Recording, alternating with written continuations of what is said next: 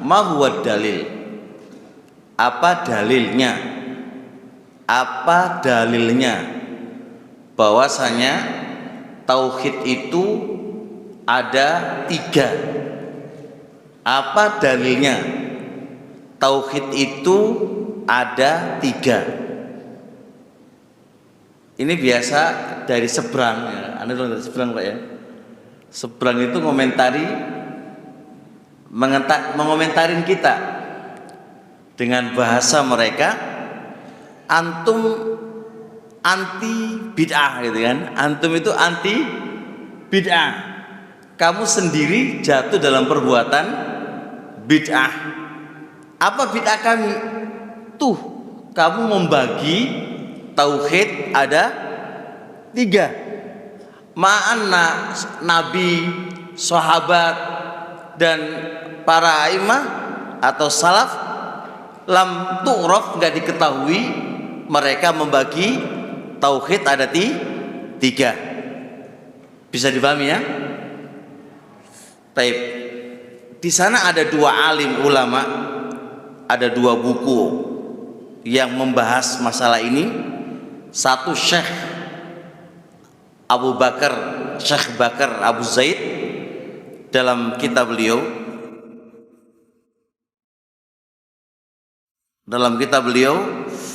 Al-Qaulus Sadid fi Raddi ala man angkara at-tauhida, Syekh Bakar Abu Zaid. Yang kedua ada Syekh Abdul Razak bin Abdul Muhsin Al-Abbad hafizallahu ta'ala. Beliau juga punya kitab membantah kepada orang yang mengkritiki ini. Saya cuma sampaikan di buku ini ringkasannya. Kalau Anda ditanya apa dalil Anda tauhid dibagi menjadi 3, maka jawabannya adalah dalil istiqra. Dalil apa? Istiqra, dalil hasil membaca, hasil bacaan para ulama, hasil penelitian para ulama. Ketika mereka meneliti dari Al-Quran dan dari hadis, kemudian dari hasil penelitian ini disimpulkan tauhid ada 3. Tauhid ada 3. Kalau Anda mau mengkritiki dengan sebuah penelitian, maka cara mengkritikinya hasil penelitiannya. Itu yang pantas dikritiki. Adapun pembagian tauhid itu ada 3, gak usah kamu kritiki, gak usah dikritiki itu. Karena apa? Kalau Anda ingin mengkritiki, berarti benar nggak hasil penelitian ini, menyelisihi nggak Al-Quran dan Sunnah. Kalau menyelisihi, sampaikan ini penelitian salah. Kenapa salah? Karena menyelisih Quran dan Sunnah. Itu baru cocok. Itu baru cocok. Itu baru cocok. Karena kita nggak mengatakan qala Rasulullah Shallallahu Alaihi Wasallam tauhid ada 3. Kami nggak mengatakan begitu kok. Kita nggak mengatakan qala Allah berkata secara nas tauhid itu ada 3. Kami nggak bilang begitu. Akan tetapi kami bilang tauhid itu ada 3 hasil penelitian. Hasil penelitian. Misal contoh kayak gini. Kata dalam bahasa Arab. Kata dalam bahasa Arab ada berapa? Ada 3. Ala qauli jumhur ada 3 ya. Ada ismun, ada fi'lun, ada harfun. Dari mana? Apakah qala Rasulullah sallallahu alaihi wasallam usulul kalimah itu ada 3? Enggak ada. Enggak ada ulama begitu. Hasil penelitian para ulama-ulama nahwu, mereka meneliti dari Al-Quran dan sunnahnya Rasul alaihi salatu wassalam, diteliti ternyata kata itu nggak lepas dari isim dan nggak lepas dari fiil dan nggak lepas dari huruf. Begitu pula ahlu tauhid, mereka meneliti dari Al-Quran dan Sunnah, dan mereka mendapatkan Al-Quran itu dan As-Sunnah itu tidak lepas penyebutan tentang Allah Subhanahu wa Ta'ala dari tiga ini: tauhid rububiyah, uluhiyah, dan asma wa sifat. Saya kasih contoh. Mana dalilnya di Al-Quran ada tauhid rububiyah? Saya sebutkan beberapa dalil. Di antaranya adalah dalil ketika Allah Subhanahu wa Ta'ala berkata, wala in sa'altahum man khalaqas samawati wal arda la yaqulunna Allah. Tauhid rububiyah ini itu sudah dijibiliakan oleh Allah. Tauhid rububiyah ini sudah dijibiliakan. Allah sudah memfitrahkan kepada manusia bahwasanya yang menciptakan alam adalah Allah Subhanahu wa Ta'ala. Kecuali yang kelompok daria, kelompok yang dari itu ateis ya, enggak percaya dengan Tuhan, itu sudah enggak dianggap aja itu. Tapi secara fitrah manusia, Allah sudah menjibilikan, Allah sudah memfitrahkan kepada kita bahwasanya yang menciptakan alam jagat raya ini siapa? Adalah Allah. Jangankan itu, orang-orang musyrikun dahulu, musuhnya Nabi, yang Nabi perangi, itu saja mengingkari ya Pak, meyakini adanya tauhid rububiyah.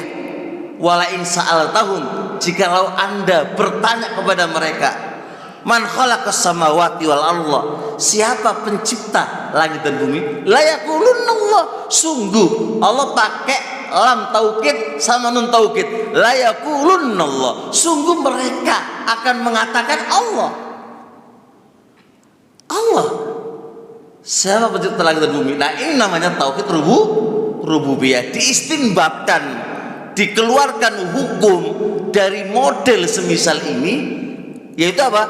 Tauhid rububiyah. Tauhid rububiyah. Tauhid apa? Rabbil alam. Alhamdulillahi Rabbil alamin. Rabb semesta alam. Ismana Rabb yang memiliki alam. Ismana Rabb yang menciptakan alam. Ismana Rabb yang mengatur alam. Ini ismana tauhid rububiyah.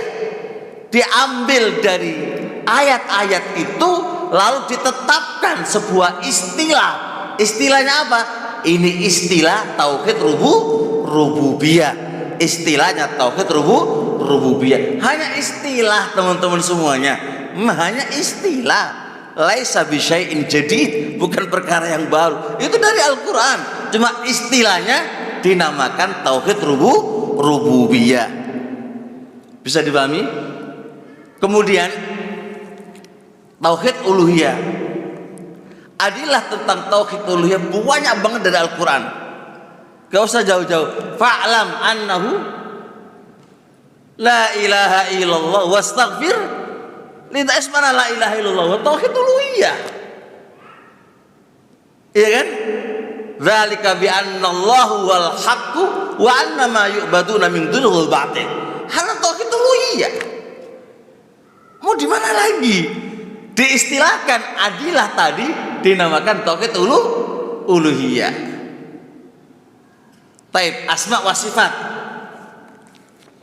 Asma wa sifat itu adalah hanya 3 pondasi. Menetapkan apa yang Allah tetapkan, dan ketika Anda menetapkan jangan disamakan dengan makhluknya. Madalil laisa kamitslihi syai' wa huwas samiul basir. Tidak ada sesuatu apapun yang menyamai Allah, dan Allah itu maha mendengar dan maha melihat. Ini tauhid asma was sifat. Allah mengatakan apa? Laisa kamitslihi syai'. Sesuatu makhluk apapun tidak akan ada yang menyamai Allah. Ya kan? Yang kedua, wa huwas samiul basir. Allah maha mendengar, Allah maha melihat. Ketika Allah menafikan, meniadakan, tidak ada satupun makhluk itu menyamai Allah, lalu Allah menetapkan Allah punya pendengaran, Allah punya penglihatan. Bukankah makhluk punya penglihatan dan punya pendengaran? Punya kan? Tapi kenapa Allah tetapkan? Itu menunjukkan Allah itu punya nama, Allah punya sifat, tapi sifatnya Allah nggak sama dengan makhluknya. Ismana hada atau kita asma wa sifat. Jadid. Apa yang baru dari kami? Kadang baru dari kami. Kenapa Anda kritikin kami? Kenapa Anda mengingkari kami dengan kita menyebutkan tauhid ada tiga? Anda kalau mau mengingkari hasil penelitian salah enggak? Salah enggak? Itu yang harus kamu komentari. Bisa dipahami ya? Semua orang bisa beranalisis, bisa meneliti. Jadi jangan disalahkan penelitiannya, yang disalahkan hasil penelitiannya. Itu benar enggak atau salah? Menyelisih Quran atau sunnah? Itu baru kamu bisa komentari. Bisa dipahami insyaallah?